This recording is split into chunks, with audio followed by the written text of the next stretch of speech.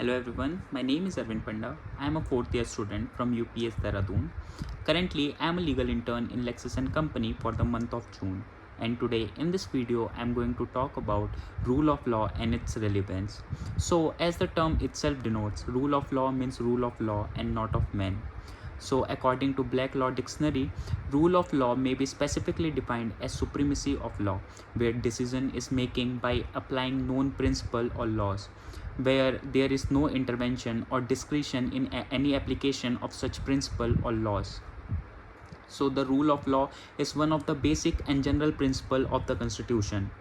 In the essence, rule of law means that everyone from the government to its official together with citizen should act according to the law. The doctrine of rule of law has been described as supremacy of the law. This means that where there is rule of law, no person can be said to be above the law. Even the function and the actions of the executive organ of the state shall be within the ambit of the law.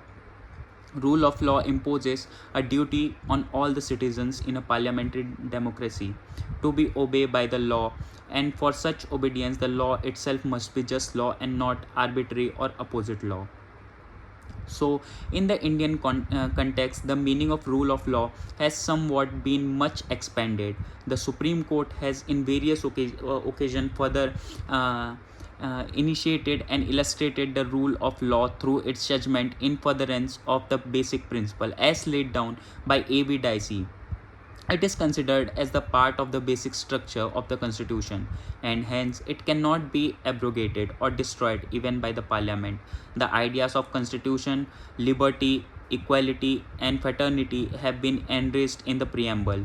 Rule of law mandates that no persons shall be subjected to harsh, uncivilized and discriminatory treatment, even if the object is to protect and secure law and order.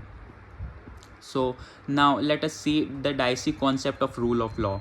It would be appropriate to discuss the view of Dicey, as he is known to be the main exponent of the concept of rule of law. However, the origin of this doctrine is from Edward Coke. He introduced for the first time the king under the god of law. So seeing the equality before law, the second important pillar of Dicey concept was the rule of law is equality before the law. And the third thing that Dicey gave was predominance of legal spirit. Now, what are the exception of rule of law? In order to cope up with the need of practical government, a number of exceptions have been engrafted on the ideas of rule of law provided by Dicey in modern democratic countries. Example, there's a universal growth of both discriminatory powers of administration. Many administrative tribunals have developed. The institution of preventive detention has now become the normal feature in many democratic countries. Nevertheless, even after incorporating certain exceptions, the basic idea of rule of law are still preserved and promoted. Now, what rule of law and what are the rule of law with Indian Constitution? Rule of law has no fixed articulation in the Indian Constitution. Through the Indian courts referred to this phrase in variety of its judgment.